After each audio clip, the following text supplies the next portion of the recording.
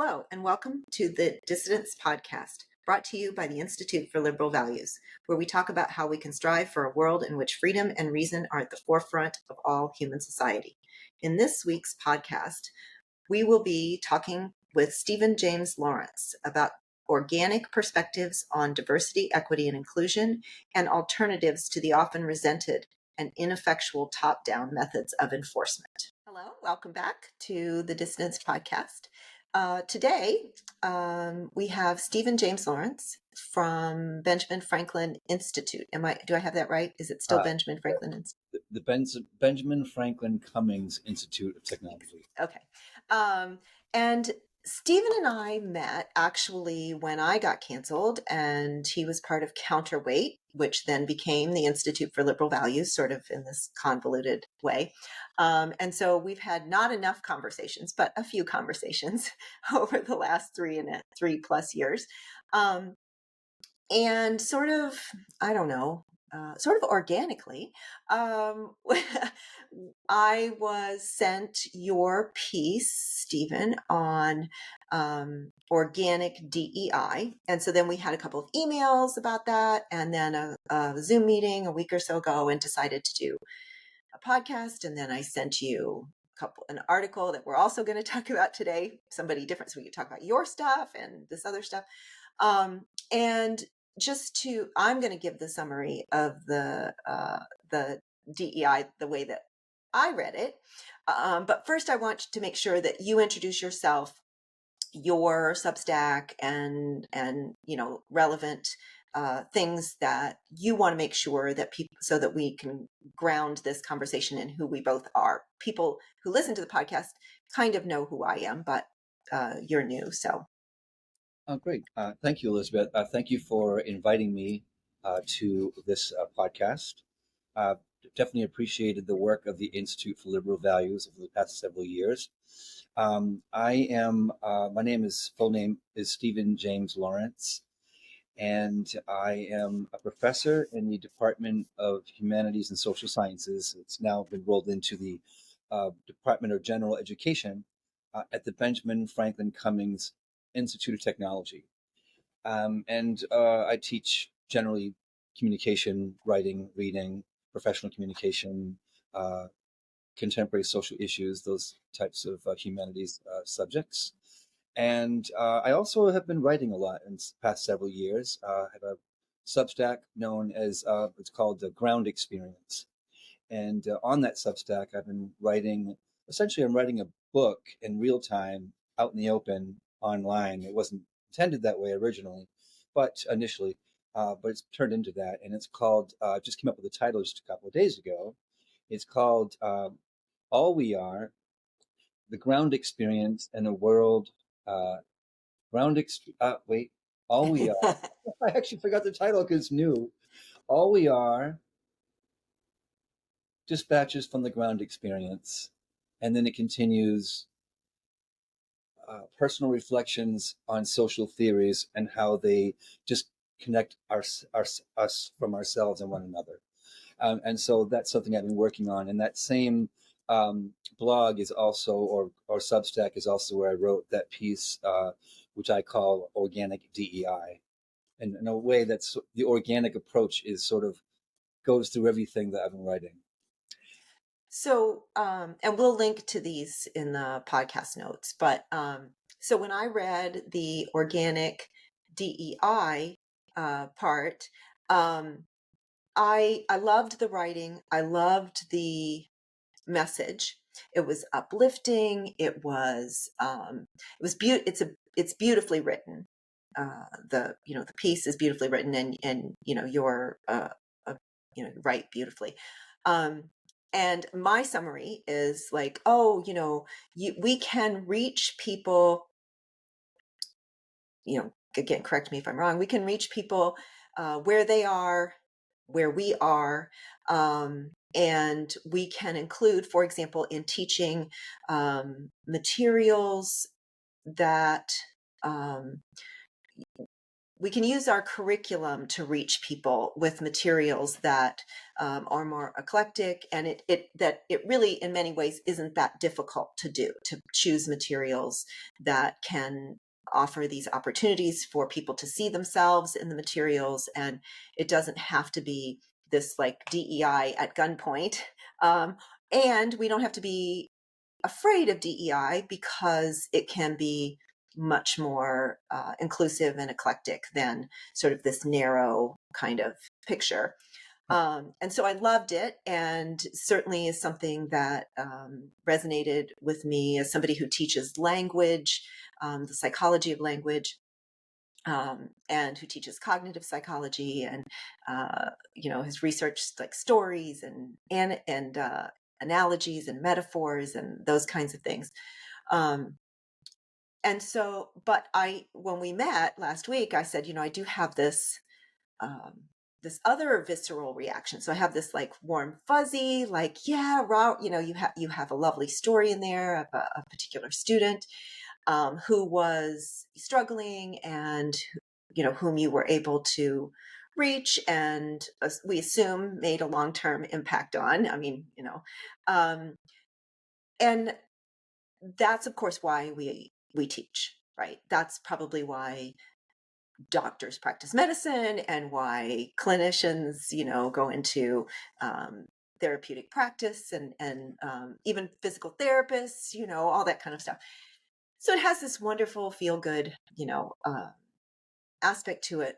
But I also resented it, and I told you this. I'm like, I have this other visceral reaction, which is, um, uh, uh, like, are you trying to guilt me into doing more of this? Like, there's this pressure to, it's like, oh, we have to meet every student where they are, and we have to be universally accepting and of any excuse, and everyone can be anything they want if they just have the right teacher, and if we just use the right method. There's this whole learning styles myth that people have bought into. It's like, oh, if we just adjust our teaching, then the students can connect with the materials.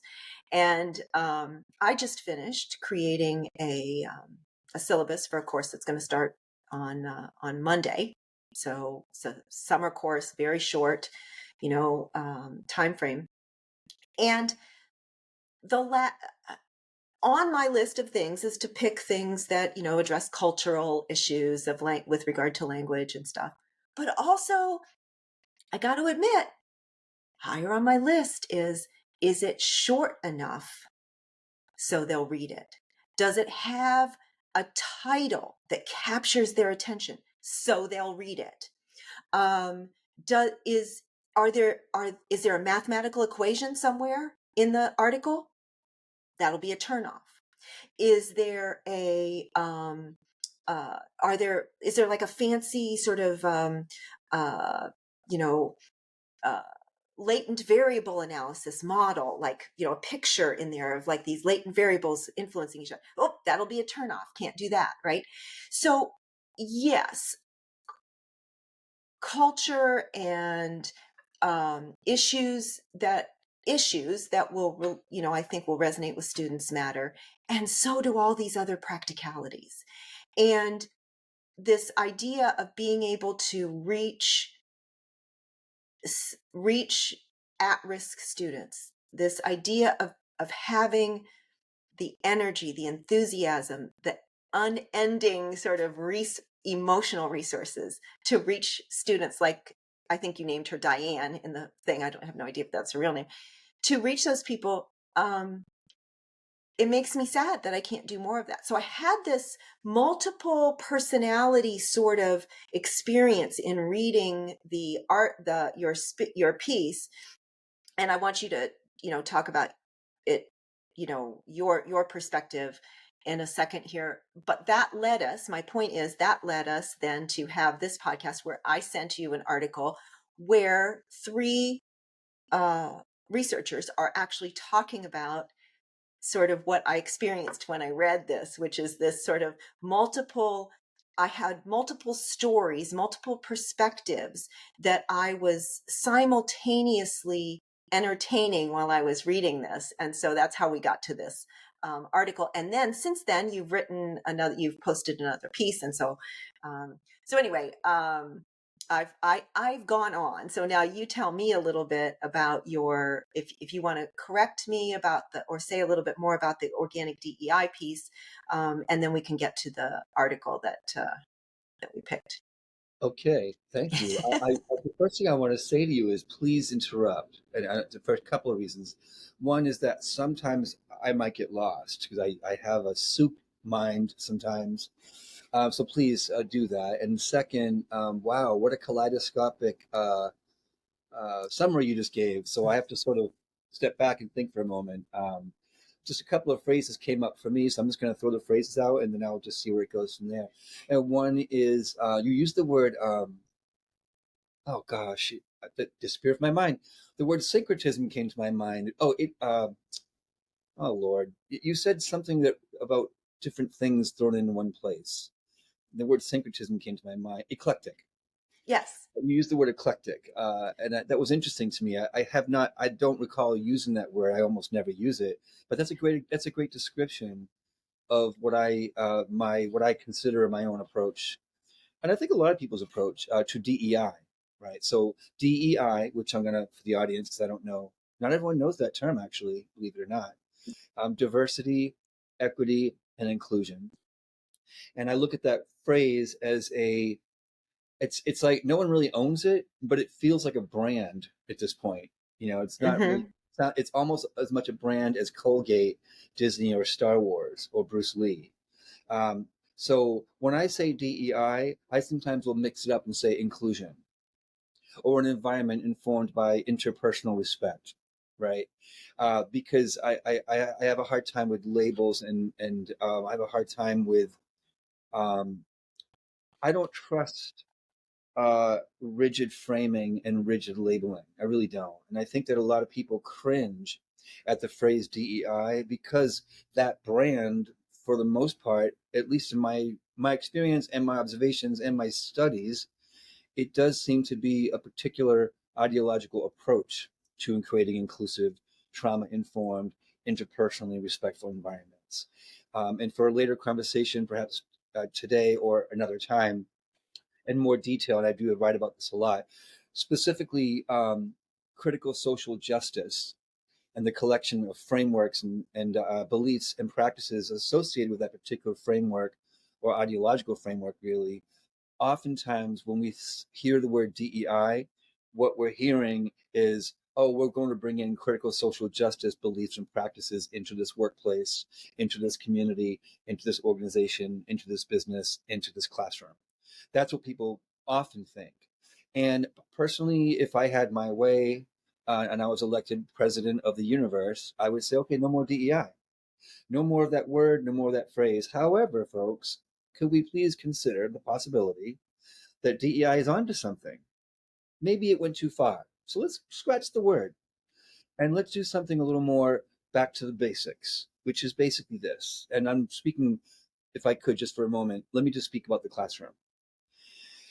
When a student walks into my classroom, and this is the 21st century, and I live on the East Coast in the northeast of the North American continent in the United States, so I'm going to inevitably have a very, very diverse population of students: women, men, gay, straight, traditionally gendered, or one might call them cisgendered, transgendered, non-binary. You're going to have people who speak many different languages. Even within different ethnicities, there'll be students who have various shades of color on their skin, and so there's that to consider. And then there are the different relationships that students bring to not only the material that you bring into the classroom, but they have ideas of their own about the issues. Right? There's so many aspects to just a single student. Never mind the collection of them in one classroom. And as an instructor, I have to ask myself, what kind of environment can I create for these students, and how am I going to do that? And what I find, at least in my own experience after all these years, is that I kind of have to ask that question again and again and again. at the beginning of each year or each semester, but also at the beginning of each class. So that's kind of a long, somewhat summarizing response to the DEI. So I call it, and I only sometimes call it organic DEI, right? So again, that phrase also can be dispensed with. I can just call it inclusion. I sometimes use the term authentic inclusion. Sometimes I use the term Or yeah, please. or you know what? It's just what it means to be a teacher. Yeah, we were already doing DEI in a lot of ways, weren't we? Exactly. Exactly. Right. Exactly. So, You know, we hear this stuff. I don't know, maybe you don't hear it at your, but I hear like a, you know, um, uh, to an anti-racist syllabus. mhm. You know, put your office hours on your syllabus, put duty. No kidding. Who hasn't done this, right? So this idea that it's new to create, to try to generate materials that will reach students, right? And again, there's more than just diversity in terms of the writer, Oh, yeah. the gender or whatever, the race of the writer. There's all these other things, including, for example, the number of pages, whether there's a mathematical formula, model in the paper or whatever. And these are all aspects, I mean, like it or not, these are aspects that of diversity that we've been facing in the classroom since we started teaching. Yes, I couldn't agree more. And it sounds to me like you're saying that you too, like I, uh, prefer the just normal organic approach. It was already there. It was Right. organically present before people came in and decided to ideologicalize the whole thing.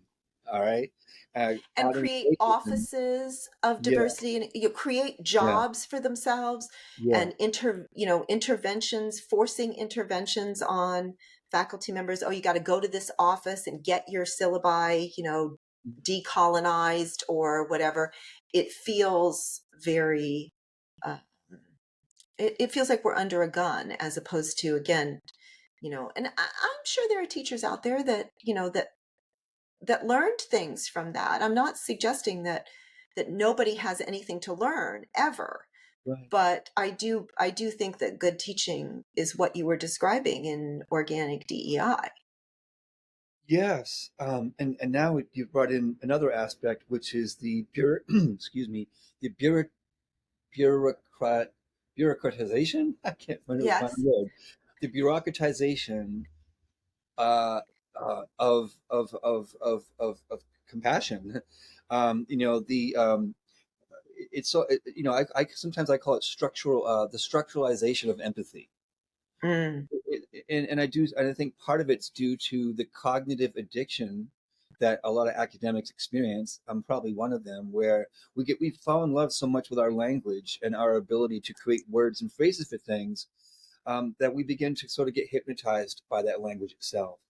So I'm going to repeat that phrase: the structuralization of empathy. Um, and sometimes the Buddhists call it, it's a similar concept to what the Buddhists say, the structuralization of space. Whole other conversation. I mention this because, um, by over applying labels, over applying systems, over applying structures, and over applying and superimposing ideological approaches to all of this, we sometimes can, well, to be frank, we can suck the heart out of it. hmm We can pull out and vacuum out what was already there, which was humanity. That's what I have seen. Now, I'm fortunate, at least for now, in my where I work, where I teach. Um, we we don't have a department of diversity. We're too small. We don't have the budget for it. Most likely, is probably one of the reasons. But we do have a formal statement. This is a public-facing statement on the website, which was put out in the summer of 2020 after the police-related death of George Floyd. And in the statement itself, it's very clear what the goals are, of the diversity and inclusion. The phrase is used: diversity, equity, inclusion statement. And so I'm fortunate also that for 3 years, for a good number of years, for probably about 7 or 8, I've been on the faculty development committee. But over the past 3 years, I have been the chair of the faculty development committee. I was also on for a good number of years the faculty academic advisory committee. And we have, according to the standards of the college, formal standards, we rotate every 3 years. Hmm. You have the option of staying on with a faculty vote.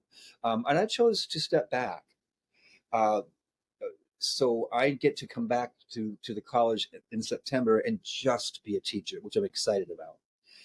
I'm very excited about it actually because I'm focusing much more now on rhetoric, composition, and language, and how that impacts culture and student identity. And so I'm very interested in exploring that in the classroom setting. But for the past 3 years, I have been very involved. More than 3 years, but particularly the past three, because I've been the chairperson, very involved in crafting approaches to DEI, diversity, equity, inclusion, that I labeled and I branded for the college an invitational approach. Mm. And I also was able to help the college to develop a 5-year program review to redesign it that included, and I'm the one who actually brought in diversity and inclusion into the 5-year program review of all the departments and programs, knowing that this is where things were going anyway. Let's get out ahead of it. Let's do it in a way that works. Let's do it in a way that's not divisive. Let's do it in a way that's not polarizing.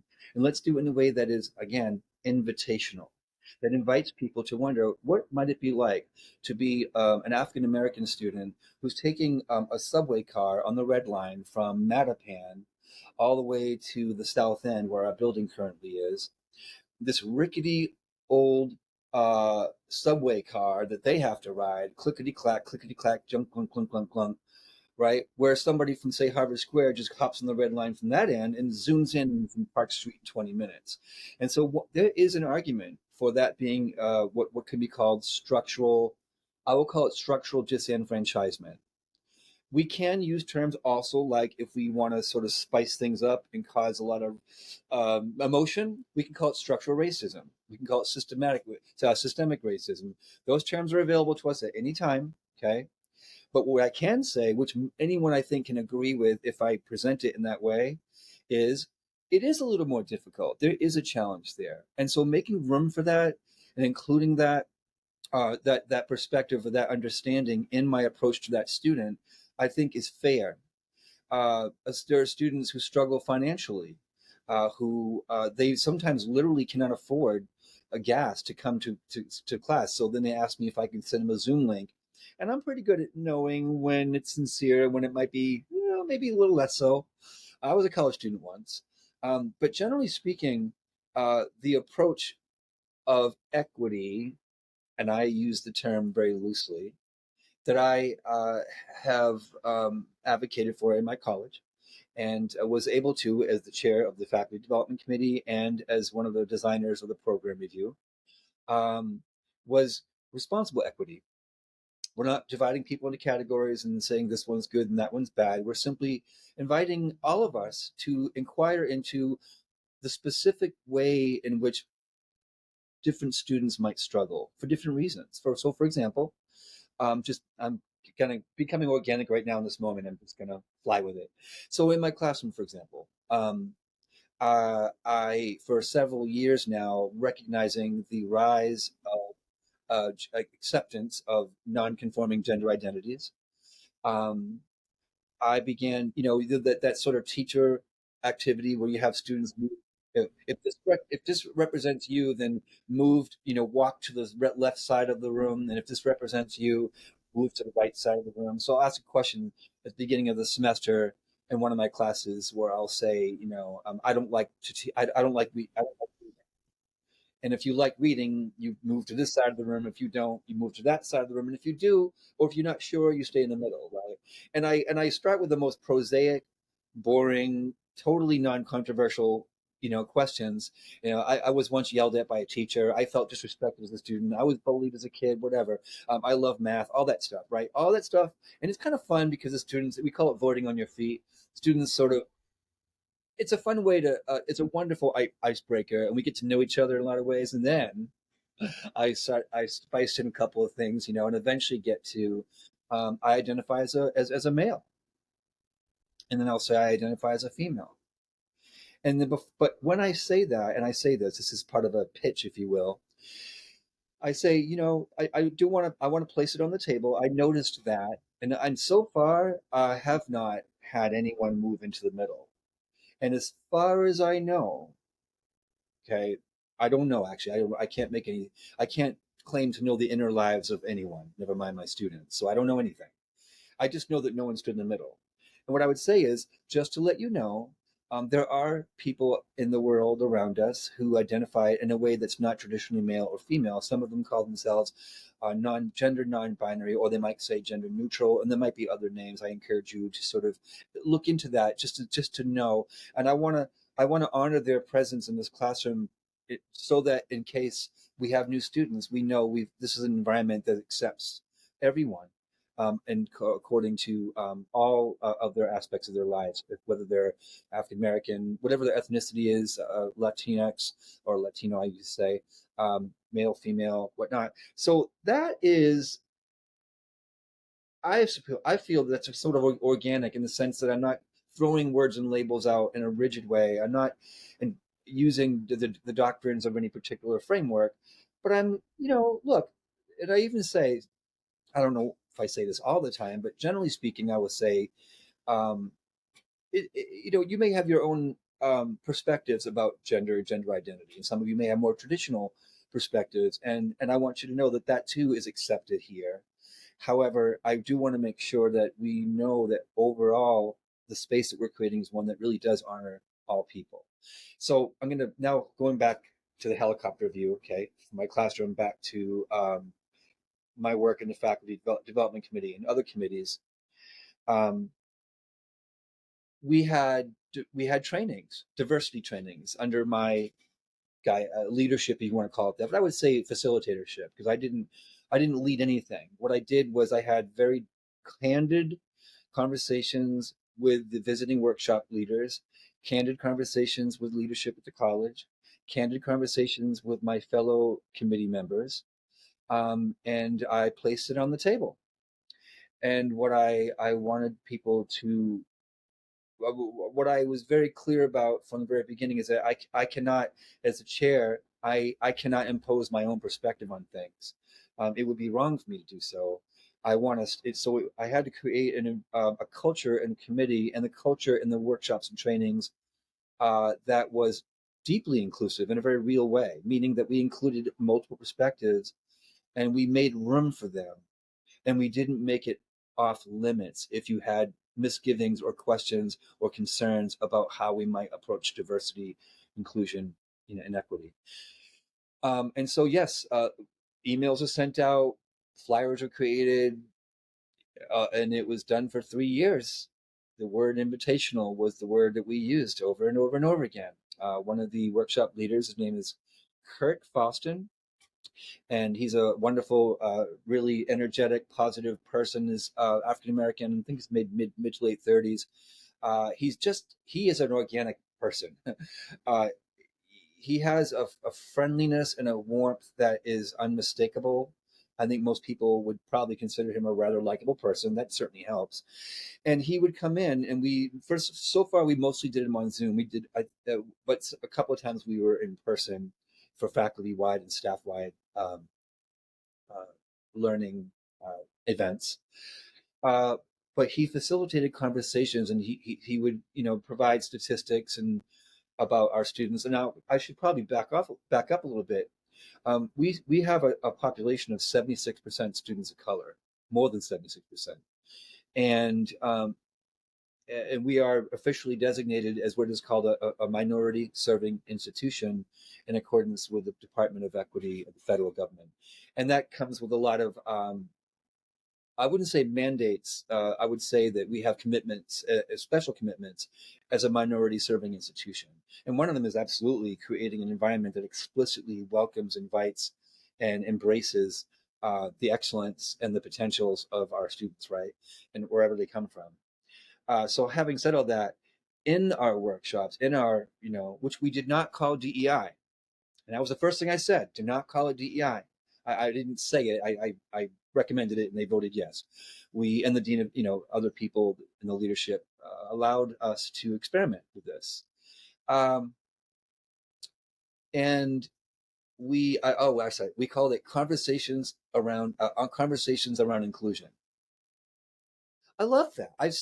It makes me happy to even say it out loud. Yeah. Conversation inclusion. It's interesting you say it's because we get community announcements on campus Mhm. about these various things, like events like what you're talking about. And overwhelmingly, those um, announcements have titles and descriptors that are exclusionary. So they include negatives like, 36 things not Right. to do, Yeah.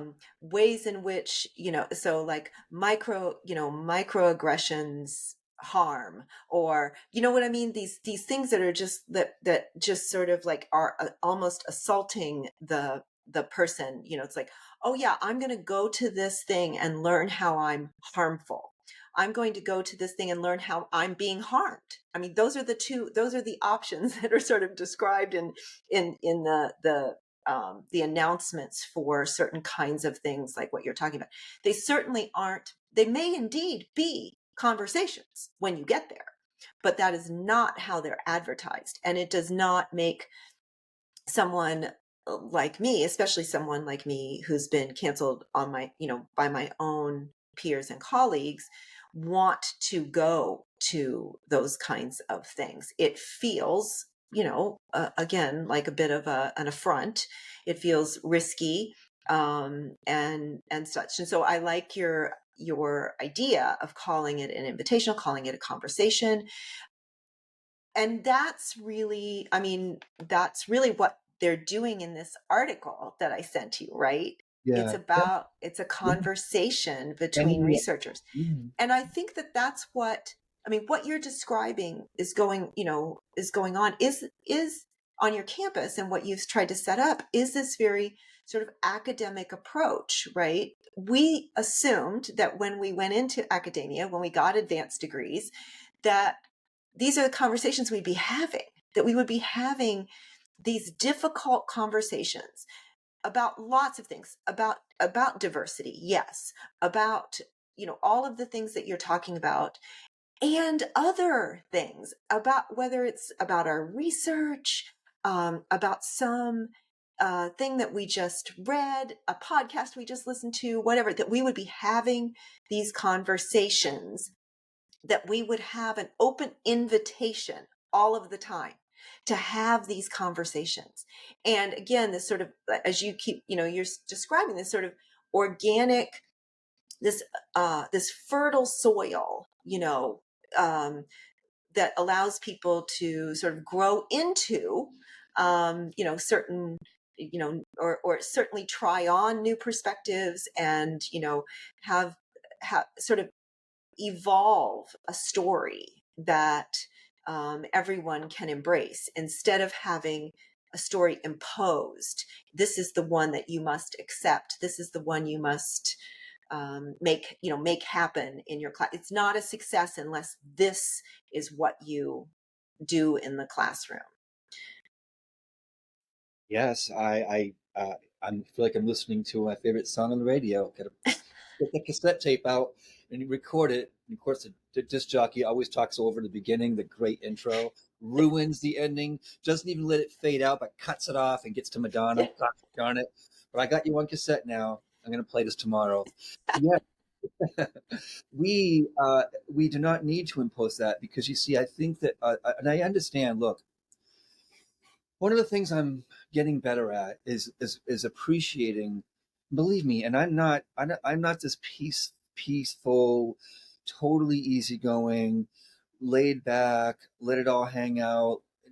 I'm not really that guy. I mean, I am a person who strives for harmony. I am, but I get upset and I want things to be different. And I have been a person, I've been at meetings in my career. I've been teaching since 1996, and I've also matured somewhat over the years. I'm a little less likely to share my perspective if I'm better at reading the room than I used to be. I used to be like, but it's wrong to do that. You should do it this way. And maybe I was right, but I Yeah. probably could have, let it slide for a bit until the right moment. But I got lost again, so I told you to interrupt. The right, okay. Um, I got the idea of controlling. Okay, I got it now. So I understand the impulse. Like, so I've been in schools where I had some impact on some culture change, and there were some environments in which I recommended that we, not let the students run around and scream and get away with everything because it might not be in their best interest, perhaps.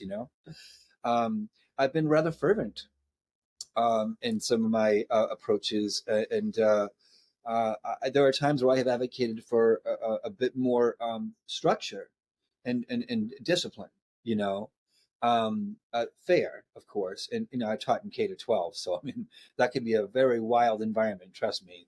There's the question of classroom management is so different from what it Yeah. is as a college professor. I mean, if you can't walk out of the classroom, right? Because there could actually be a fight, a physical Yeah. fight. It could be assault. At the middle school level, in some areas. So that's an important thing to mention. So I say all this because I understand the need, the felt need actually, to control, to impose order, to create programs and structures that will get people to do the right thing. We must do all that we can to prevent racism. We must do all that we can to prevent sexism, misogyny, homophobia, transphobia, trans antagonism. We must crush white supremacy. We have to destroy fascism. I get it. I really do. Uh, I get the urge to go there and to go there now because we've seen enough of this, and at some point you got to drop the hammer. Problem is when you institutionalize that approach as the go-to, as the default approach. What happens when that becomes the reality is that we begin to lose sight of the nuances. We begin to lose sight of other variables at play. We begin to lose sight of the complexity of the situation. We get to lose sight of the multidimensionality of individuals involved in the situation, right? And we no longer hear. We no longer are able to listen to the humanity of the people that we're involved with in whatever scenario it is, whether it's a classroom, a school, a corporate office, or whatnot, or a And we're community. not, we're not, um, and when we say this, like, I want to be careful because I've also, and I don't know if you've had this in any of your classes, but I've actually had students in class discussions say, well, when I tell my Black friends I listen to some certain kind of music, they say that's not Black enough. So it isn't just about allowing people to explore their, whether it's their skin color or their gender identity or whatever. It's also allowing that some, like, even when someone chooses a category or is obviously in a category, so obviously your skin is darker than this other person's skin or whatever, that there's great diversity within that. And just because you fit in a certain category doesn't mean you get certain privileges in a class, and it doesn't mean you are denied certain privileges. So just, it's like, it's not enough to be Black, to be, gender nonconforming or whatever. That does not give you a pass Yeah, on everything else in life. And I do think that there's a certain aspect of that is being suggested, I think, to college professors and by default to students. I think maybe I've never been in K through 12, but I do think there's a certain amount of that is like, oh, here's your free pass, here's your hall pass, and I do feel that that's being weaponized against us as college professors. It's like, no, anytime a student in a certain category complains, you must be empathetic because they belong to that category. You must give them an extension, you must whatever. Wow.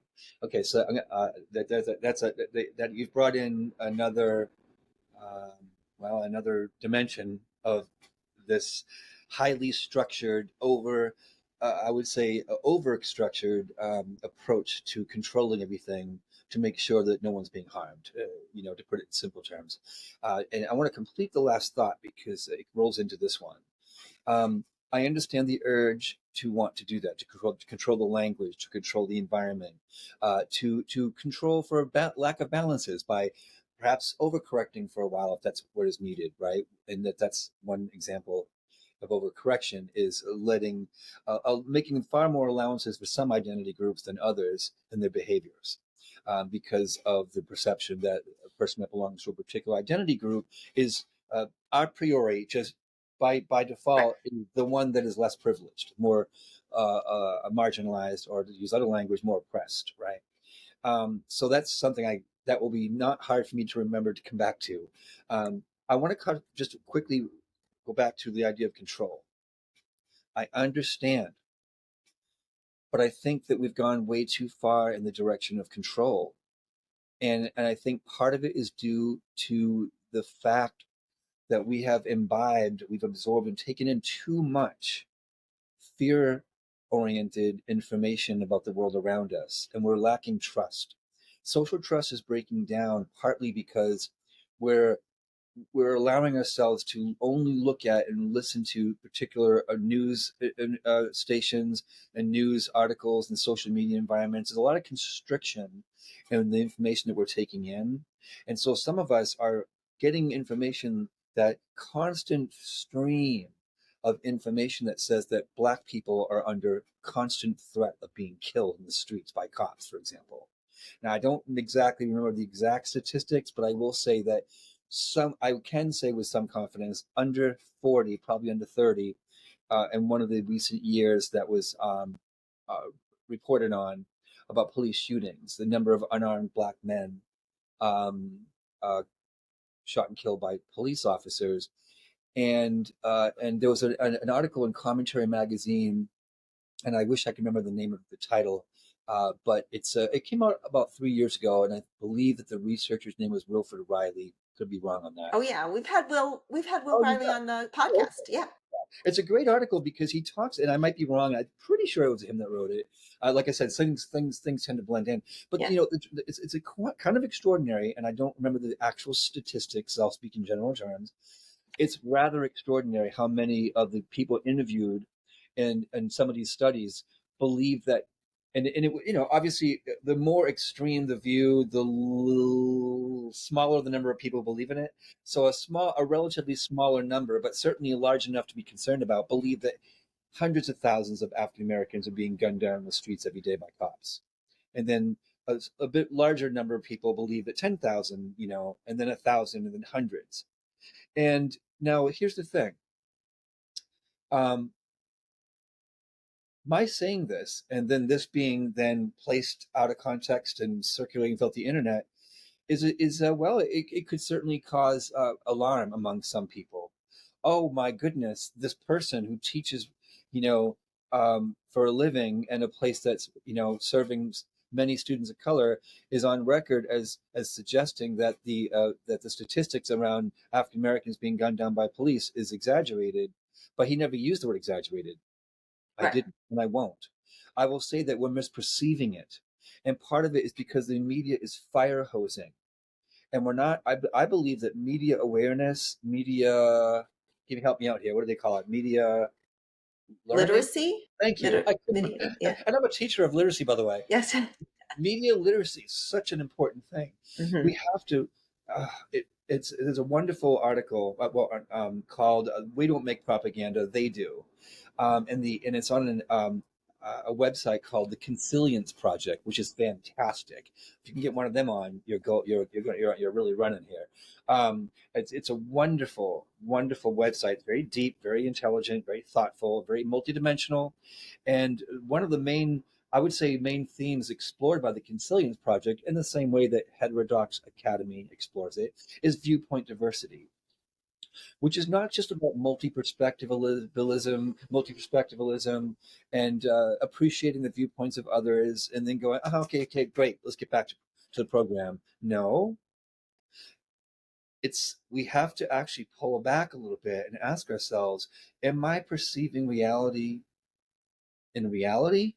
Or am I perceiving reality in a way that has been maybe not intentionally crafted, but perhaps organically crafted, kind of by default, kind of fell in that way because of the media I keep taking in and what my confirmation bias is. And therefore, yes, police are killing Black Americans, especially African American men, in the streets every day. Not even every day, statistics bear out, by the way, which is important.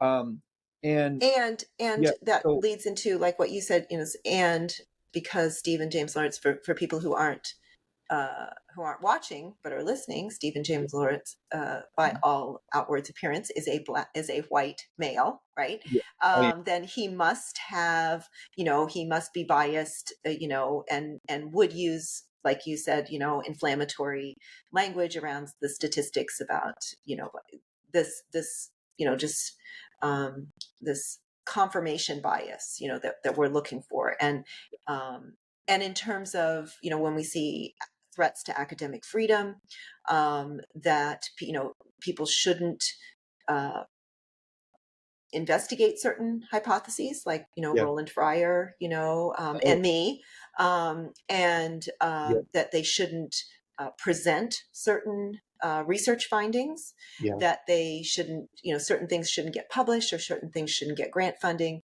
Again, just this sort of by extension, the tendrils of that sort of, that bias, and that protectionism, mindset that you're talking about, yeah, that maybe comes from a good place, but is yes, being, yeah, weaponized, and also, as we pointed out, makes, potentially leaves our students with the impression that they are victims, yeah, and and that then they maybe can't, like your Diane, in your, yeah, in the organic DEI um, post, I can't do math because I'm, whatever. I can't read because I can't remember actually now, which it's like, yeah, she self, because I'm X, I can't do Y, right, basically, is the bottom line. And so, we're buying into this, and we're losing diversity that way. We're losing the ability to see the uniqueness in ourselves and in others, and the beauty and richness of that. yes, yes, yeah, the cassette tape. I'm recording this Yeah. one. The great So I song. do want to, if you'll allow me to go to this article, Yeah, because I do think this fits right in with where we okay, are in this discussion. So the article is, it's got three authors. I can okay, definitely pronounce Robin Fivish. She's the one that I know is the, like, she's quite prolific in this area, but so is Monisha. I think it's Pasip, Pasipitha, Pasipatha, Pathy. I'm not sure. Pasupathy, I guess maybe. I don't know. Pasipathy. Okay, there we go. Once I've heard it, then it's easier. And then Martha Hernandez Martinez. Okay. And this is not a typical research article or anything, but I sent it to you because it is this three researchers having this conversation about narratives and about diversity and about trauma and violence and healing. And we don't need to, I think this is very applicable to discussions of diversity, because well, first of all, they're at a conference called Values, Narratives, and Resilience. I want to go to this conference. I mean, Yeah. I've never heard of it, but I totally want to go. Um, we need to look up is this an annual thing or what? And they're talking about the value of narratives in creating um, meaningfulness in not only the life of the teller, but the life of the listener, and in the community of the listeners and the tellers. So they do certainly talk about perspective, that it matters. In psychology research, they sort of briefly cover a little bit of psychology research on narratives, in which have shown that we actually can hold multiple perspectives in in of stories sort of in our minds. And there's something you might have heard of called the cognitive interview, that sort of a forensic investigator would use, and they actually use this. They actually ask people, so pretend you're watching, say, from the surveillance camera. What would you have seen?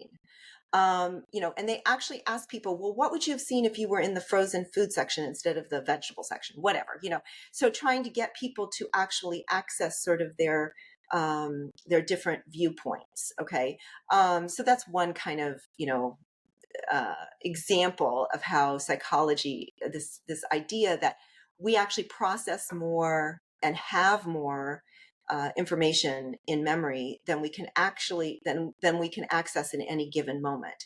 And that, so as we navigate our world, whether we're in the classroom or it's you and me discussing, or it's a significant other, or we're a stranger, that we access different aspects of the same story. So we tell different stories. So we tell different stories in our therapist's office than we do, in the classroom, or we tell different stories, 10 years later than we do when, 10 minutes after an event. And that's a function of time and memory and retelling, and the contamination, if you will, from outside sources. So other people contaminate our memories in good ways and in bad ways. So, for example, after September 11th, the media helped us to create a narrative that um, uh, of resilience.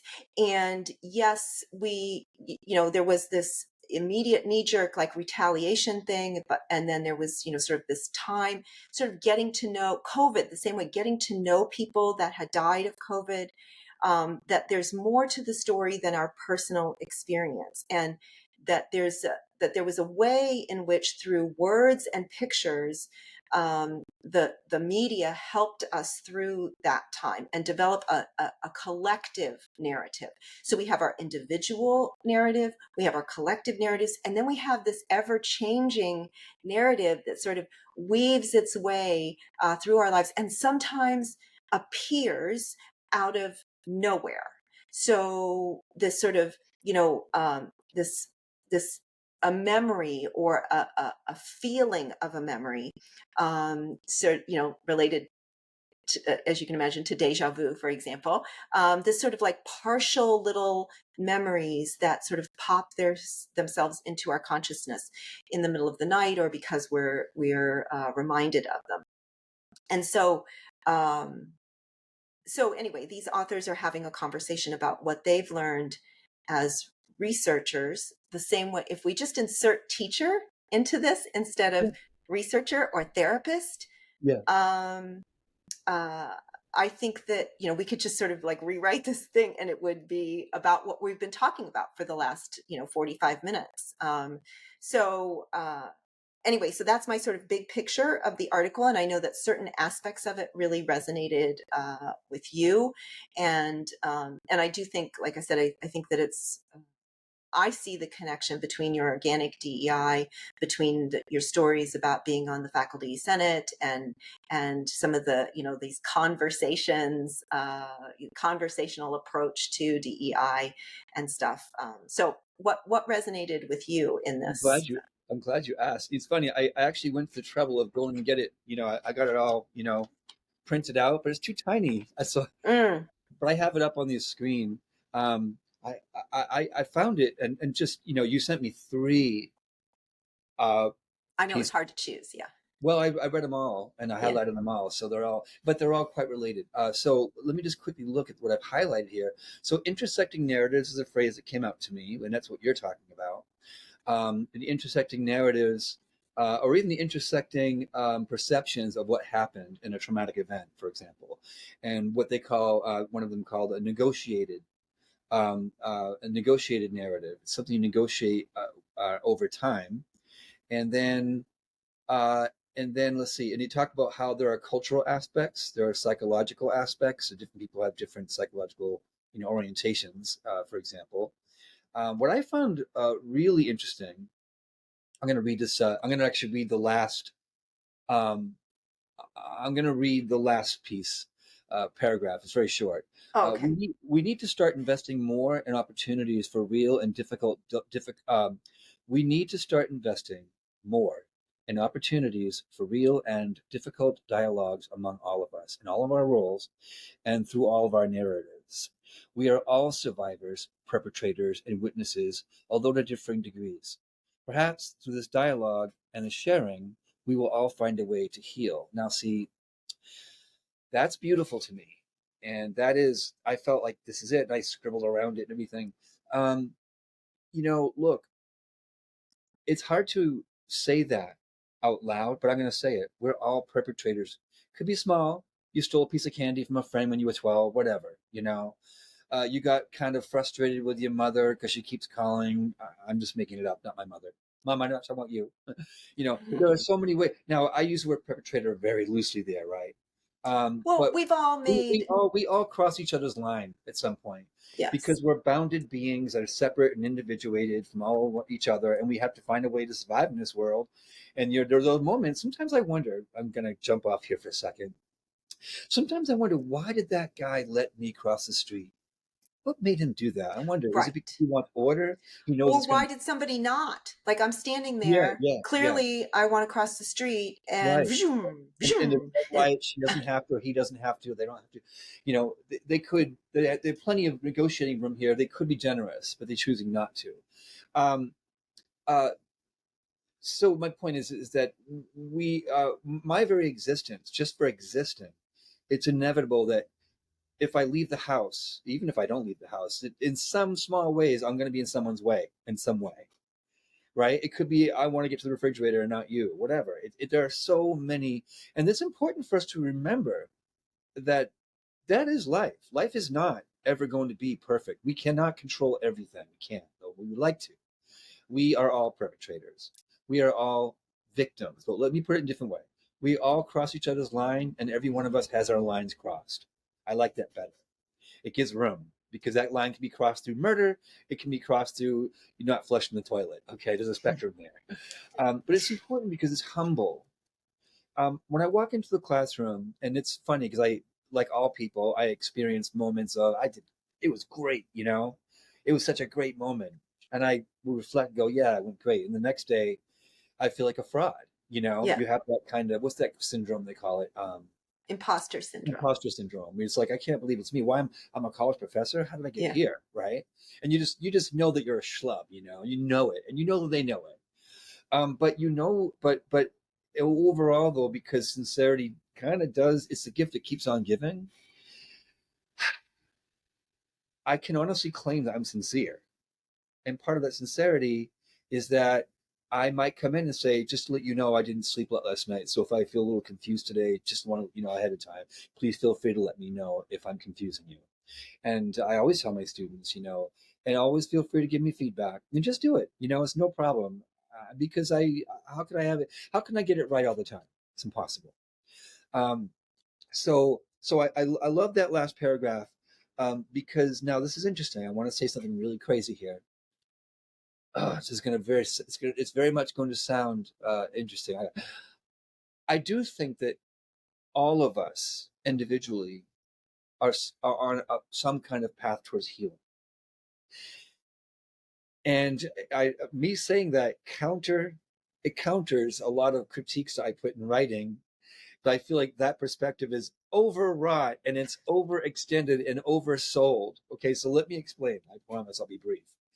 Um, I do feel, there is a kind of, to the nervous system at least, there's an impact to the nervous system of constant noise, constant visuals, constant images, constant talk, constant ideas, ideological frameworks from different sides, breaking in for your attention, rules and regulations from the law, paying your taxes, taking this pill, making sure your cholesterol.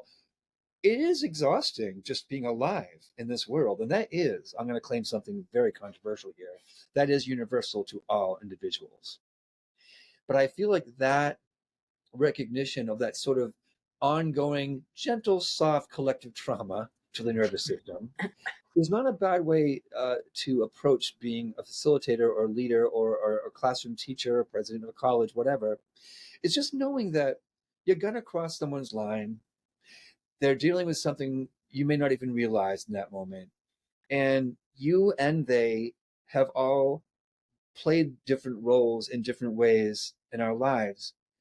And so, kind of that sense of we're all in a process. If we don't want to say we're all on a process towards healing, how about we're all on a journey? We're continually struggling to come back home to ourselves and to not be in that reactive space. And the more we can do that, the more healing can happen for us if we have things to work out. And so in a classroom environment, I'm going to go back to that. Um, just I I really do try to create what's called what I'm sure you know a lot more, way more than I do, because I'm not in any way a psychologist or sociologist. But I've learned a couple of things taking classes, right? Trauma-informed environments, not trauma, not trauma guided or trauma centered, but trauma informed. So that does help. There is a collective trauma, not collective.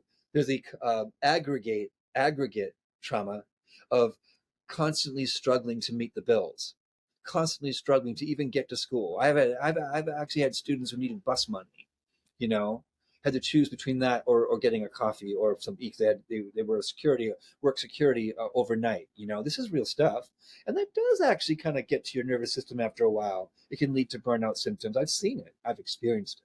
Oh, and there's definitely research on that the small things actually have as much impact as a single large thing is Yeah. less impactful, Yeah. in Yeah. part because of sort of what we're talking about here is like Yeah.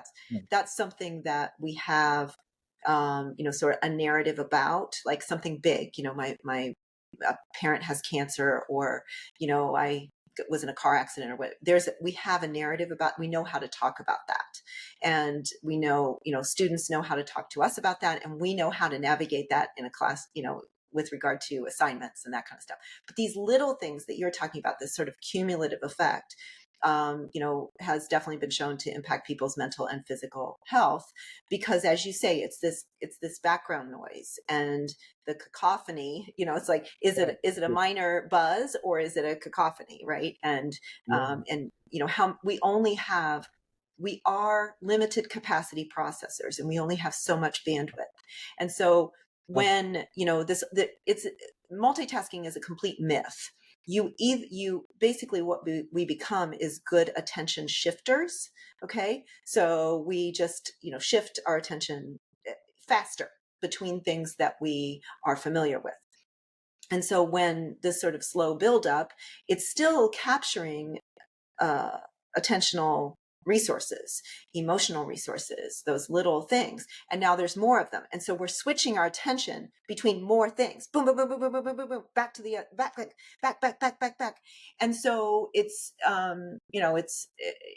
there's no way that it can't impact your physical and emotional health. Yeah. yeah. Thank you. I like the phrases you're using. Attentional resources. Um, wow. And that, okay, so this is very interesting. Okay, so two things I want to just respond to now. Um, so I've just stated, and you've confirmed in your own way, as a professional researcher in psychology, uh, that there is this ongoing. You called it uh, cacophony and also a soft buzz, Yeah. right? That soft buzz over time, which is so interesting to me, and so the recognition of that trauma, if you will, is important. It just if we saw the word trauma as like the word impact or hit, if we just looked at it like that, if right, but that word, the semantic features of the word trauma do not just bring up that, right? It brings up so much more. So it's a word that I actually have a hard time using most of the Well, time. I was going to say, see, I don't like the word trauma. I don't Yeah, like the word, like gotcha. students come up to me and say, I struggle with anxiety, Right. you know, so people, it's got this diagnostic quality to it, trauma, Yeah. anxiety, depression, as opposed to, I feel anxious. Well, guess what? Join the club. you Yes. Okay. know Yeah. as you say, like trauma, brings up this sort of diagnostic qualities of post-traumatic stress disorder and post you know po- racial stress syndrome, and like all this kind of traumatic kinds of things. I don't know, like right this second, I don't know a word, but sort of like chronic stress, or, recurring kind of stresses and feeling anxious is different than having an anxiety disorder. And I think one Yes. of the issues with using this language Yeah. is that it's actually harm.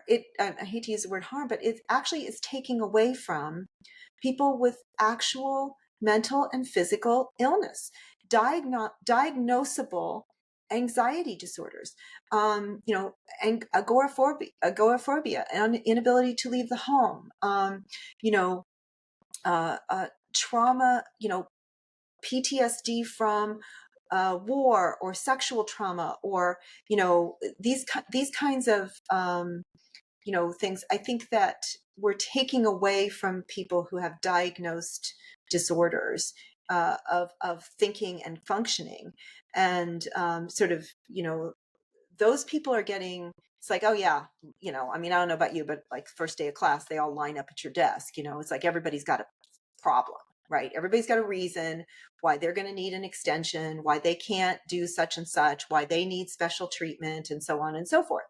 And so, what we've done is just sort of normalize trauma. We've normalized disorders. And so now if you don't have one, then you're at a you Well, actually are at a disadvantage yeah, if we've you don't. also I I know you Yeah. are. I know you're going to know. We've incentivized it. Yes. All right. So this is okay. Couple, boy. It's so interesting. And it's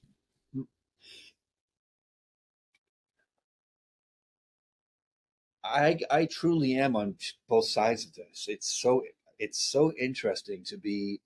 I'm So in my college, for example, I brought in trauma trainings around trauma, and I've had very long dialogues with this woman named Emily Wilson, who's certified in everything in the world. She's really wonderful, and she gave us so much information, and we're in the process of more dialogue towards follow-ups. I have to actually answer an email she just sent me on Sunday to let her know that I will be handing the conversation off to a new chairperson. I don't know who that is yet, but I'm still going to be involved. I'm still going to be in the college, and everyone knows that I'm just not formally in it, which is good. It's good to take a break to see how things play out. It'll be interesting to see what their next approach is going to be. I hope that they continue the organic approach. I do think it's powerful and can make a difference, and in building a harmonious environment, workplace environment that that yeah, I think it's really good. So when we had our trauma, we called it. I think we called it similarly something like conversations around in trauma. But we talked about trauma, but we didn't when she gave this work, we gave a lot of information about it, but we didn't take the approach that everyone's traumatized all the time, right? Um, okay, so I, I do, I have seen the entire spectrum. All right, I do feel that I saw way too often in my K to 12 years, in a large public district. I did see a lot of insensitivity I didn't like towards students. I saw a lot of degradation, to be quite frank. Maybe not a lot, a good number though. I saw a lot of burnout among teachers, a whole other conversation, and mistreatment against teachers too. That's the hardest job in the world, the K-12 teaching.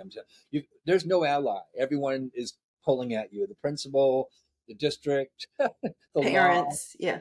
parents, students. You got no allies. All you got is what you got. Um, so the um, the problem with the word trauma, in my estimation, at this point, is that uh, it has been cheapened. It actually makes me roll my eyes because most of the time when I hear it, I'm going to be really candid here, I don't hear it and it's sincerely. I hear insincerity when I see the word trauma. I see people always say PTSD, traumatized.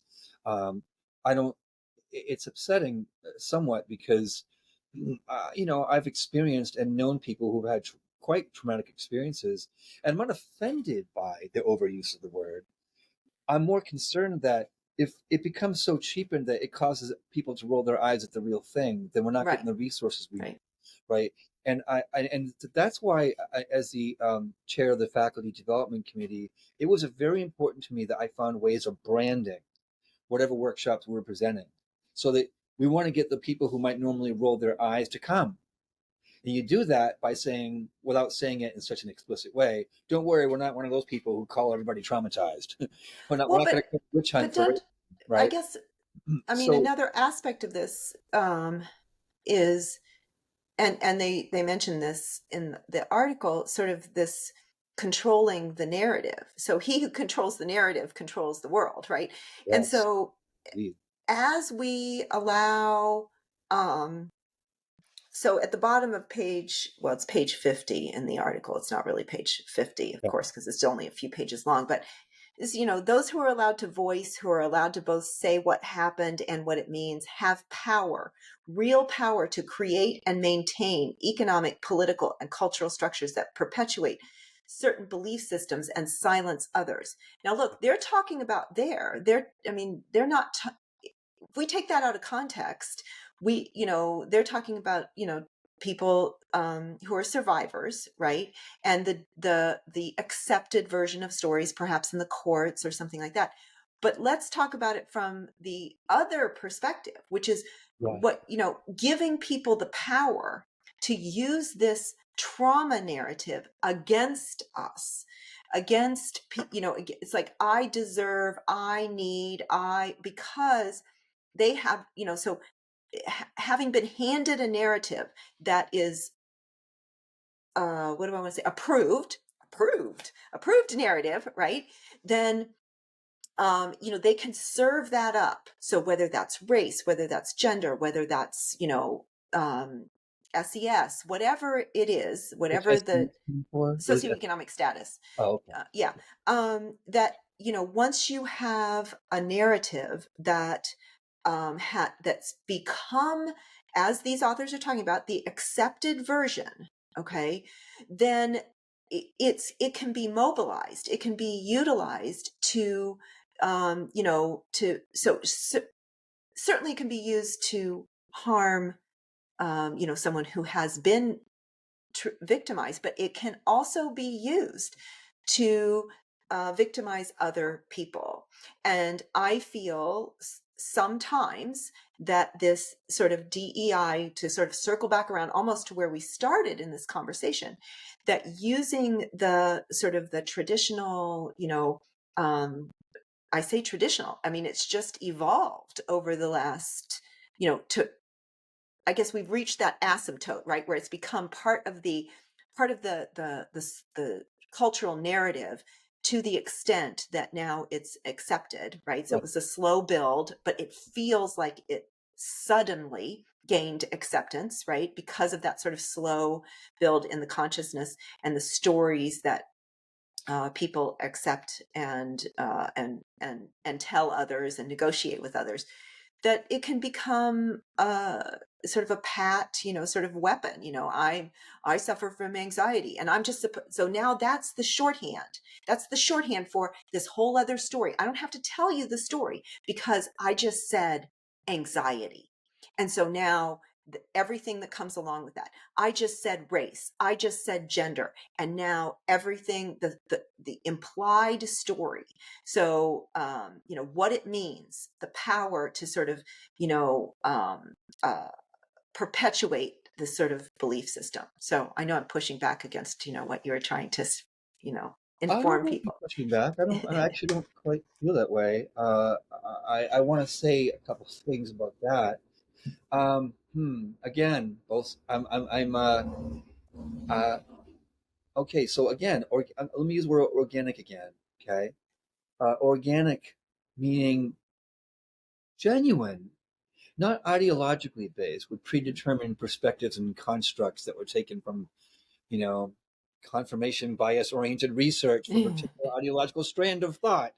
But just, you know, oh boy, it must be hard that you took that rickety subway and that this one over here uh, worked all night, and this one over here came from Somalia with their parents, and they did actually escape horrible conditions, and they're struggling with the English language.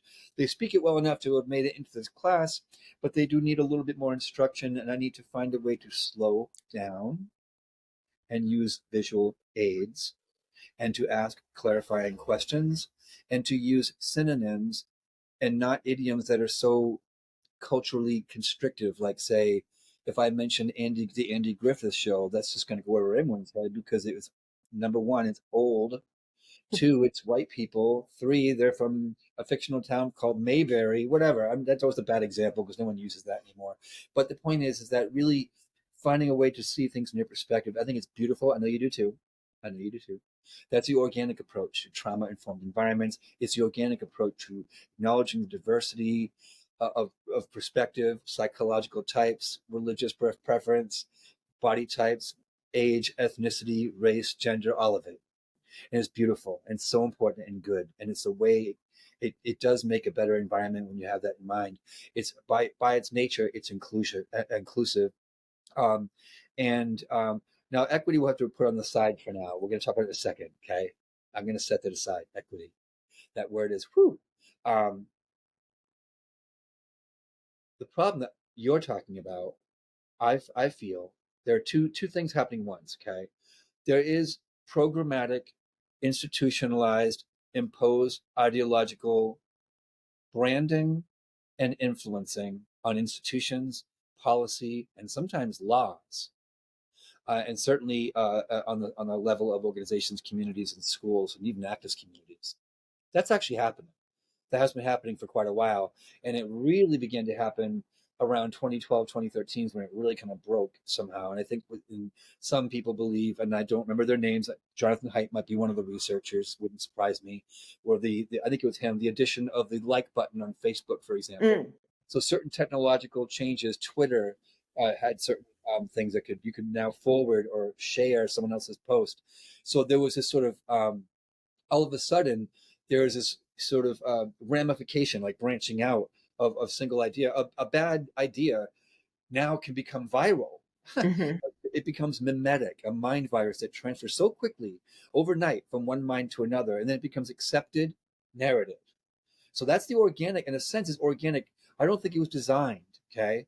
It really kind of was, I feel, organic. There's a decentralized, um,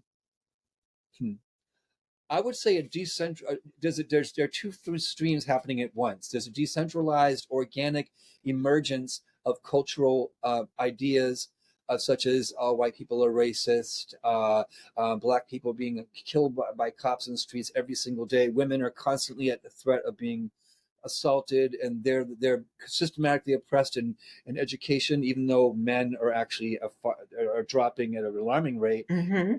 Enrollment in colleges, things like that. Those narratives in some ways are organic. They're not crafted by an evil, sinister mustache twizzler, right? Yeah. It isn't really. There is a lot of decentralization, a decentralized, organic emergence of cultural ideas, and alongside that, as you have this systematic institutionalization of particular ideological frameworks, they're both happening. I want to address both. Okay, I want to start with the organic emergence part. Um, part of that emergence, through social media, I think, and more than any other way, and also education, but that's the systematic part. We'll leave that aside for now. Um, you have these ideas now. Trauma. I'm anxious. I have social anxiety. I'm traumatized.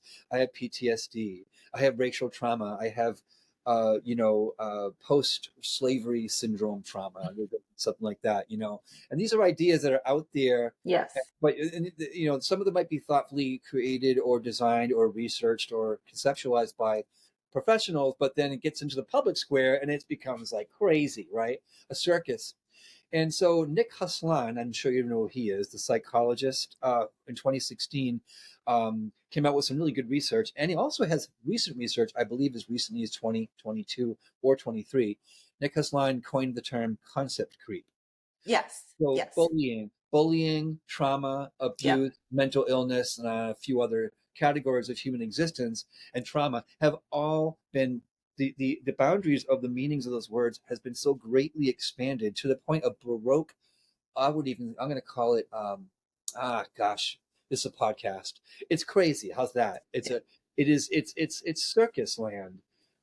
It's unbelievable, what we now call, bigotry, and bullying. I'm not bullying you because I, got into the elevator too quick or something. Right. And then of course, and that's where microaggressions theory kind of came out of that kind of, like I forget. I believe Wang. His name disappears from my mind. Is an Asian man researcher, uh, who coined the term not too long. He didn't actually coin the term. The term was coined far back in the 70s, but it was popularized about 10 years ago, maybe less. And that's a structure, an imposed structure on, I think, an organically emerged ideas, concept creep of all these different categories of existence. Now we have a name for them, microaggressions, a name Mhm. for some of them, microaggressions. So that's like the sort of organic part. And so I don't think students are coming in with frameworks in their minds. I'm part of an ideology that says that I'm traumatized. I think they come in saying, I must feel traumatized because things are traumatizing because I hear that word all the time. It must be that, Yes. right? Yes, which is part of, again, sort of part of this negotiated narrative that's going on as we navigate our world, And right? open, yes, and conversation can help to loosen up, our misperceptions. I think by availing ourselves to counter narratives or just different perspectives. And right. So okay, now let's talk about the design part. And there is that. Okay, there is a non-organic, systematic imposition of ideas, frameworks, policies, and laws and cultural norms that come from, I hate to say it, designed frameworks. They come from Right. designed ideas. Okay. Now, again, although it's true that perhaps something you can design an idea or a framework for an ideology or a belief system, and part of it is probably based on your organic, lived experience, if you will, observation, and perhaps even research. The design part is when you conceptualize and interpret that research, when you conceptualize and interpret what you discover in real life, and then you add to that you impose it on people. It ceases to become a dialogue. It becomes something that you impose on others. And just give me a moment with this one because this one's sort of important to me.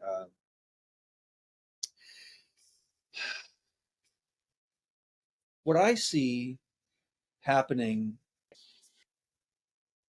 in worlds that I'm a part of, mostly because I'm in I'm going to use different language for different listeners who might see things or hear things in a different way. Some people, when I say I'm in a blue state, what does he mean by blue state? Okay, so I'm aware of linguistic, diversity. How's that? Hmm. I'm aware of that, and so, a blue state meaning I'm in Massachusetts. It's a very very, progressive state, and when I say progressive, I mean that TM, trademark, progressive, a very particular constellation of ideas and beliefs. Okay. Not necessarily progressive organically, right? This week, that word means a lot, but I mean particularly a particular brand of progressiveness. I would say the far left wing of the Democratic Party, uh, certainly, predominates in a lot of, organizations. And Controls the narrative. yeah. Okay. Thanks for cutting it. Okay. I'm trying to be like, no, no, no. Yeah. Controls the narrative. Right. So So, for example, in recent months, maybe a year ago, the mayor of our city, Michelle Wu, held a holiday party just for elected people of color. And it's like, okay, well, that's interesting, and then accidentally sent the invite to people who are not of color, and then had to rescind the invite. We apologize for mistakenly inviting you, Right. not realizing how kind of incendiary that was and rather alienating. Yes. Anyway, right? And then you have, okay, so I'm just going to simply mention that it goes without saying that, excuse me, I need to get some water here. Um, that's just one political, that's just one public personality in politics, right? But that's normal.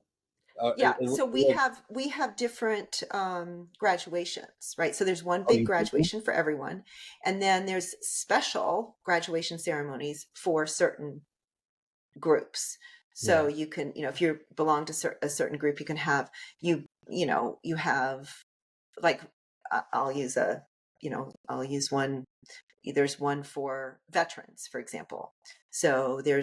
let's say there's 10 veterans who are graduating. They can have a special ceremony, meet the president of the university, get there. Then they can also go to the other one, to the other, like the big Oh, ceremony. But so there's all these affiliation kind of based graduation ceremonies, for example. That is the norm. So interesting. I didn't know that they had that for veterans. That's well, I was using one that's less, maybe I like. less I have contentious. that made me feel good. I was like, oh, I can see how that could be good, right? And it's inclusive because veterans come in all sizes, shapes, ages, ethnicities, races, and genders, and gender identities. It's kind of cool. And sexual orientations and religions. Oh boy, it's a long list, and I kind of like that. I'm okay with that. That feels right to me. I don't feel. It doesn't feel a good thing to have segregated graduations to me. But let me put that aside for a moment and just go back to the design aspect. Um, I've got I've been trained in pedagogy, and I'm part of my training is critical pedagogy. You don't get your degree at UMass Boston without learning that perspective. Now, so critical theory, to put it in very simple terms, critical theory, the French school of thought that emerged somewhere around a little before, during, or a little after World War II, and certainly exploding in the 1960s and certainly 70s. Um, the basic premise is this: you give me a piece of literature to look at. Look, you want to give me a law to look at. You want me to look at a person. Well, whatever you give me to observe and to interact with, I'm going to investigate. They actually use the term interrogate. I'm going to interrogate this object before me, and I'm not going to interrogate it as an exercise in open inquiry. I'm not doing it in order to discover its multidimensionality so that I can become more intimate and learn more about it. I'm going to look for fault. And I do so not because I have necessarily an orientation in wanting goodness to win. That may be true. It may be true for maybe 100%. It might be, but I don't know. I can't claim that. What I can say is that people in this particular way of doing things, critical theory, the reason why we look for finding fault is that we've already a priori already presume it's already built in to that approach that something bad is in fact happening. And not only is it something bad, that something bad is all about power. And Hmm. my job as a person who's exercising critical theory in this moment with this person named Elizabeth. Oh, she has a PhD in psychology, does she? Uh-huh. Oh, she does research? Mm-hmm. She has a lot of power now, doesn't she? And here she is dictating and controlling this narrative and having interrupting me. I can see her trying to win power, and I'm constantly on the look for when you might be trying to, subjugate me into your perspective. Constantly on the prowl, on the search for looking for evidence of what I've already predetermined to be true a priori in every situation. depending on what I'm looking at, right? If I'm looking at it through the racial lens, and somewhere, even between two white people, there's racism. Somewhere between us and right. And so that's critical theory. Critical theory is without question, and I don't mind being open about this. When totalized, when adopted and as a totalizing approach, okay, notice that that's qualifier is very important. It's extraordinary, breathtakingly cynical. I would even go as far to say it's deeply cynical. It's profoundly suspicious, and it is, I would say, rather destructive in the way that it's approached. So, critical theory, the education arm, if you will, is critical pedagogy. Okay, so I'm going to interrogate this text, and I'm looking for, and I know it's there because the premise of critical theory is not open inquiry. I'm looking for something that I know is already there. That's the problem I have with it. It doesn't begin with an open premise, it begins with a closed premise, one that has already been predetermined. I know that racism is here. My job is to find out where. I know that misogyny is here. My job is to find out how and where.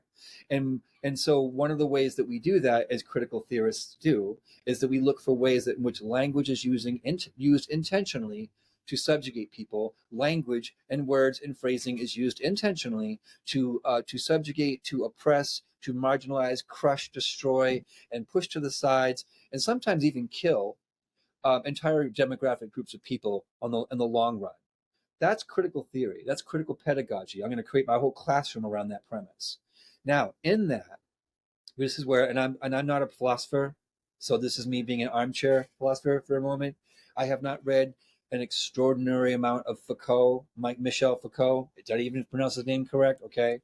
I haven't read enough to say too much more than what I'm about to say, which is the concept of the episteme.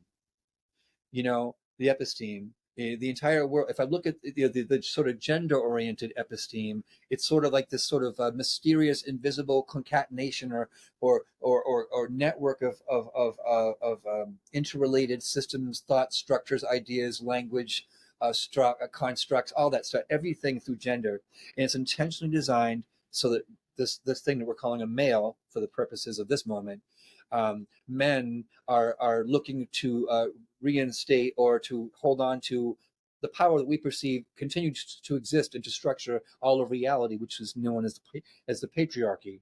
The patriarchy, this sort of amorphous large entity of malevolence, this force of malevolence, I call it. So that's one episteme. Another episteme is race. I'm going to interrogate this text. I'm going to interrogate this conversation. I'm going to interrogate this policy. I'm going to interrogate this college, this institution, this classroom.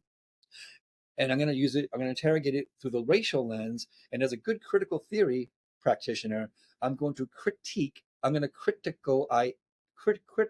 criticize it, cut it apart, cut, until I find the thing I know was there all along, which is racism. All I need to do is find out how. And it's very easy to do that, by the way. And another episteme, of course, is uh, the one that's become, I think, kind of predominant, at least in the current discourse as of 2024, is gender normativity. So I'm going to look for evidence that you are, a priori, you have decided that the world is entirely structured by a gender binary, and I'm going to find it. And if I find it, boy, you better look out. As a good critical theorist, I'm going to make sure that I find, because I know it's already there, that you truly believe that men and women, these extreme binaries, are real, and that the gender binary is real. And I'm going to find out. And and I know that by doing that, I'm able to discover the oppression that's inherent in this episteme. Okay, so that's the basic critical theory approach, and that approach automatically has built in within it good and bad groups. And most people are not sophisticated enough. And please remind me, because I don't want to forget this. There are good things to critical theory. Yes, I said that. Yeah, I know. That's why I used the word totalizing earlier. Okay, I'm talking about totalizing approaches to critical theory. Okay, if you apply critical theory in a totalizing way to any context or any situation that you're examining, exploring, looking at, interrogating, whatnot, you are, without question, bound to create a one all good, all bad enemy, all good, all bad, all powerful enemy, all good, all powerless victim of the enemy, right? You're going to create what I know you know this psychology, they call it splitting. You're splitting. It's in fact it's built into the ideological frameworks that are informed by critical theory. Splitting is built in, and so you begin to develop these ideas that people of color, and even creating that phrase was a very interesting move, because before there were people who identified themselves as Latino or Latina. They didn't call themselves Latinx. They No. called themselves Latino, Latina. And even then you had Puerto Ricans and Dominicans, and there was actually cultural differences, and there are some rivalries among some young people who are heavily identified in that respect. And of course, we don't even want to go with the Haiti versus Dominicans. There's a lot of that going on. But there's so much inside any demographic group. We already know this, right? So even calling things people of color, well, there's only one group that isn't, which is people that are called white people, right? And so that binary was created. So critical theory carves things out into separate groups, and it creates hard boundaries around the groups. And it does, in fact, over time, for a lot of people anyway, assign goodness or badness to the groups. And what that does is it creates, I believe, extraordinary conflict. And well, I feel it's going and it's creating a dehumanizing society. I actually believe that because it's being And applied in a totalizing way. And it, again, it goes against sort of what we've been talking about and what they're talking about this article. But the theme, that we keep talking about is this idea that we all have multiple stories. Yes. We're not this or that. We are both. So we are survivor and perpetrator. We are teacher and student. We and you've said multiple times in the course of the hour and a half that we've been together, multiple times, I am of two minds on this. I see both sides of this. Yeah. We are, we have the capacity and actually even the habit of being able to shift perspectives and see different sides of things when offered an opportunity. And I also think that we are consistency seekers. Like, we prefer to find consistency, and that is one of the reasons why it makes us uncomfortable. Like, oh wait, I'm of two minds on this, and we sort of like, wait, it's like, oh, is somebody going to be upset with, are they going to attack me on this, right? Oh, I can see both sides. No, as you're saying, like, we're, that's almost taboo now. You can't see both sides of Yeah. They maybe call it both sides. of a political candidate, for example. You I can't you know, can't see both sides. No, it's black or right. white. But Or their followers. um, but we should, I think, and again, I think that that's what the authors of this article are saying, is that we should celebrate these multiple narratives that are existing within us, at any given time, and celebrate our ability to shift, and to genuinely see someone else's perspective, to be open to that, and in that way understand what diversity means from their perspective, as opposed to this sort of critical, prescription of what it means, right?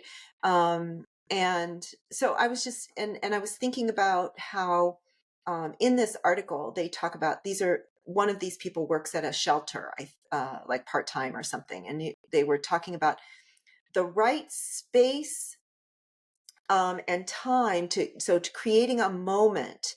It says, in our shelter, that moment is in the evening after all of the tasks are completed. People are sitting around the kitchen table and just talking.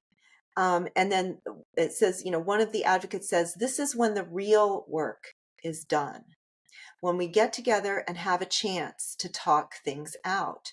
And so that's sort of, that's when the real work is done, is when we're just talking to each other about problem with an open mind, right? Without trying to target to find the flaw in somebody's, it's like, I'll find that, you're racist, I know you are, I'm going to find it. Instead, just talking. And it reminded me of have you ever read anything by Paula Marshall? It's Paule, but I don't know that she pronounces the E or she's now dead. So a black, a Haitian, I think, American author. And she wrote an article called, a little piece called Poets in the Kitchen. And it was about, she was offended at first. A speaker came to her university and said, oh, women, in this case, women are lucky because they have all of these enriched narratives with other women. And her first impression was, oh, you're biased against women. You're saying we're lucky, and we've had to fight to get to get where we are. And women getting it. She had an academic position. Women getting an academic position is so much harder. And you're telling me I'm lucky, and how dare you? And then she got to thinking about it, and so she wrote this piece, Poets in the Kitchen, about the time that she spent in the kitchen, people coming and going, in her grandparents' home, in her parents' home, and the conversations that she heard growing up, the variety, that sometimes angry conversations, sometimes gentle conversations, sometimes speculative, arguments about how much spice to put in food, little things to money, and bias, racial bias and gender and health problems and all that stuff that happens when the real work gets done, when we're not using some prescription, when we're organically Yes. talking about something around the table, where we let go of, I'm going to use a politically incorrect term, but one that appears in the literature, a master narrative. And we let go of the master narrative and allow new, You know, individualized, even what, and I talk about individual, not just within us, but within our community, whatever that means, our small or larger relationships. When we let that evolve organically, then we truly honor diversity, yeah, diversity of thought, diversity of experience, all of diversity of that. We let that all personality. in. I know. I love it. I feel like I'm listening to my favorite song. It's so beautiful to me, and it's, gosh, it could accomplish so much more of what many people believe they want who practice what I call critical theory, which, the larger umbrella term that a lot of us are using, who are supporters and critics, if you will, of is critical social justice. It's a particular form of social justice that relies on the critical theory approach to everything, quite literally everything. I mean everything. I actually do mean that, everything. Medicine, psychology, Yes. even therapy. There's an entire website called Critical Therapy Antidote, which I'm sure you've heard of, Yes. because even that has been incurred by this perspective. Again, critical theory is not just, oh, I want to critique things to find out how other stories are being left out. It has come to mean, I know that something evil is happening, and I'm going to look for it, and I'm going to find out, and when I do, get done. You're out of this town. We're going to get you out, right? It's a very aggressive, cruel, and dehumanizing approach, because of the prescriptive. We're going to prescribe how to deal with this, but more importantly, because we've already diagnosed it, even though we haven't even seen it yet, because our ideology told us it must be so. So we already know that racism's there. We already know that misogyny is there. We already know that whatever phobia or ism is there. We know it, and that's something I have a hard time with. And I think it's very dangerous, and it's causing a lot of friction and anger and resentment. But if you could just give me a moment, there was something that came up for me when you were speaking that I want to return to. I know we're heading towards the end here. Um, I just want to just for a moment settle, because I don't want to lose this. It's important. Um,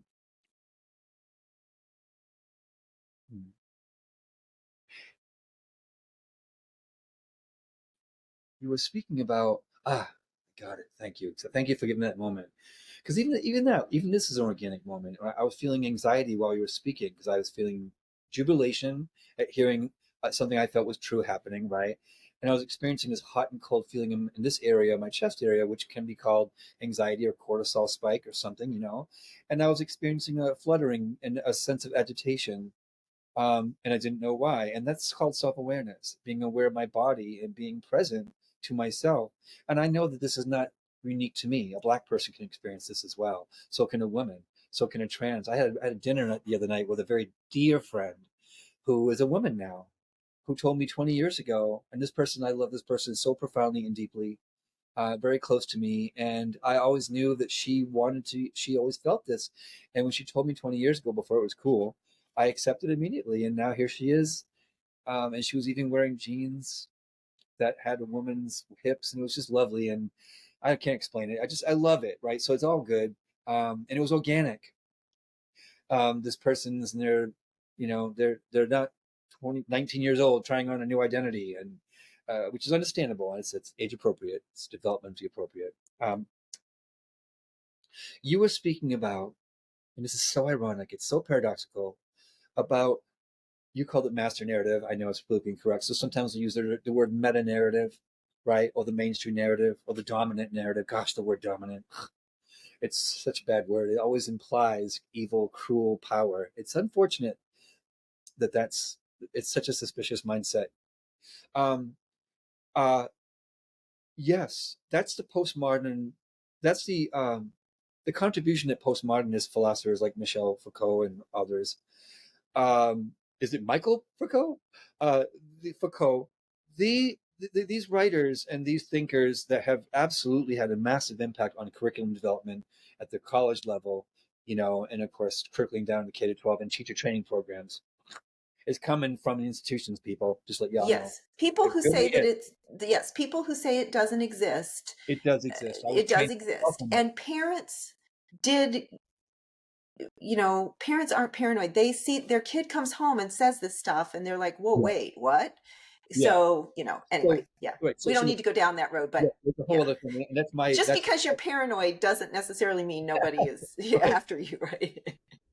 So the contribution of the postmodern perspective, if you will, is critiquing the reigning uh, meta narrative that we've all been sort of compelled to sort of follow for so long, that left out the stories and the experiences of so many others. So we can say we don't have to say actively pushed aside. We can say set aside by default. People of color, blacks, Latinx or Latino women, gays, whatever, even people who are part of what they used to call new religious movements, NRMs. That's kind of a phrase that came out popularly in the early 2000s. Rather than call them cults, we call them new religious movements, right? Oh, People okay. that are not part of the mainstream spiritual paths that we know that are exist: Buddhism, Christianity, Islam, and Hindu. There might be others, right? And so looking at who am I leaving out and finding a way to embrace and include that in the larger meta narrative is profoundly inclusive by its nature. It's humanizing, inclusive, compassionate, empathic, and it's good. And yes, I use that word a lot today. I'm going to say it again. I don't care. Beautiful. And that's what you were saying. The irony, of course, is that this postmodern perspective has been corrupted and inverted, because what's happening now is they've not they but people who take the postmodern perspective literally and freeze it. This is what Helen Pluckrose called reified postmodernism in her book Cynical Theories. You're reifying postmodernism is when you freeze the story and say, yes, the stories of of African Americans were left out by European Americans who, controlled the master narrative for all these centuries. We must include the stories of African Americans. That was an important insight, and I'm really glad that it broke through, and here we are. But when you freeze it and you continue that narrative, it's no longer as applicable as it might have been, say, 30 years ago. And what's happening is that there's been an inversion of hierarchies. Social hierarchies we haven't replaced social hierarchies. We are no longer is the project look for other stories and more multiplicity and more genuine deep diversity, so that people are all included. It's now we're going to return to the old way, which is that we're going to now have a meta narrative and we're going to marginalize these people now. Mm-hmm. So we're doing the opposite. Yeah. uh, and so I do think, now I'm not myself a practitioner or follower of a framework known as meta modernism, but I do think meta modernism is at least fun to play with. The idea that, which is that there's something has to come after postmodernism, And that's one of the ways of looking at metamodernism, which is that, okay, we've done the whole critiquing thing. We Yeah. messed everything up. We cleared all the boundaries. We got people are no longer feeling good about themselves. Men are no longer feeling good about themselves. All right, we did it. All Yeah, right. everybody feels bad. Right. Yay. Okay. Those people who we call cis, and cis is actually used as a slur often, those cisgender people who are not transgender, well, okay, everyone feels really bad and everyone's fully angry and resentful and defensive. Yes. All right. All right. Let's now let's come back to the original impetus, which was that we wanted to make the world benevolent and just for all. Let's not forget that that's what we were doing from the very beginning. And let's remember, now, if I could, and I love this so much, there's Henry Wadsworth Longfellow. By all measures, he's a cis white male, a very bad thing. And in our memory, he's an old cis white male, which is even worse. And even worse, he's an old cis straight white male. And he's an old cis straight white male who owned property and enjoyed preeminence in poetry, and is a Harvard lecturer in the Department of Humanities. Who could be more disgusting than that? Nothing. I can't think of anything more gross. I'm gay, thank God. I got that going on. Um, but he suffered debilitating depressions. Hmm. Debilitating. And I mean debilitating. And it got so much worse. He lost his wife in his younger years. I forget her name, but I won't forget the name of his second wife, Fanny Appleton. And she got married, and they actually lived in a yellow house on Brattle Street in Cambridge, which was, yeah, like 80 years earlier, lived in by George and General George Washington and his wife Martha when he was taking command Oh. of the Continental Army. Kind of cool. The same house, but in that house, so Fanny Appleton, she was something was happening, and she may have been, there are different accounts of what instrument she was using, but it was fueled by coal, burning coal. Some say that she was curling her hair, but whatever happened, her hair caught on fire, then her dress. She burned alive, and Longfellow ran in and tried to douse her with flame, with blankets, and he and the servants, and she was just mutilated, and she was shrieking in extreme pain, and she died of her burn injuries the next morning. It's horrifying, really. And he burnt so much of the other half of his face, and much of it around here, that famous beard that he became known for is really because he was hiding that he had become a hideously disfigured person Oh, due to wow. extreme burn injuries. And if you look at his poetry, you see the profundity of what he speaks of, even before that death, that horrifying death. And you can compare it to "I Know Why the Cage Bird Sings" by Maya Angelou. And I'm not in any way comparing a poor, suffering African American woman during the Jim Crow era with a wealthy, upper middle class, poetic, world class poet. None at all. However, as I told you earlier, when I was feeling that sense of anxiousness and that feeling, that's a universal experience. The experience of horror, terror, sadness, and loss is truly universal. And I believe in my deepest heart of hearts, and I'm willing to lose as much as I must lose with this. I'm going to keep going with this. I'm not going to stop. This is what I believe, and I'm not going to be silent about it. I believe that that's the way forward. He, and a famous, somewhat famous, not as famous anymore, but it used to be famous phrase that Longfellow wrote was, "If we could read the secret history of our enemies, we should find in each man's life sorrow and suffering enough to disarm all hostility." And then later in years, I actually wrote a song, a gospel song, and I took that. It's called "The Gospel of Longfellow," and and I changed the words because even 10 years ago I was totally hip to the inclusion thing, and I rephrased it. If we could read the secret history of our enemies, we should find in each life sorrow and suffering to disarm all hostility. And so everyone's stories really are important. And I feel like if whatever degree of victimization and suffering that we ourselves have experienced, whether as a member of a group that's called marginalized, or it's just any group, that really is something that is true for all of us. And I think that's missing in these popular movements. And I can't wait to see it turn around. And I think it will if we have more conversations like this. Well, I hope we get to have another conversation like I hope this. so too. I think this is a great place to stop, but I Yeah. don't feel like we're finished. So, No, I really took this. I really did. It was just too much all at once. I was like, darn, if I had a pen and pencil. I really yeah. thank you, Elizabeth, for inviting me. This was Well, really great. thank And I you look so forward much to doing for donating almost 2 hours of your time. You're welcome. I enjoyed it very much. Yeah.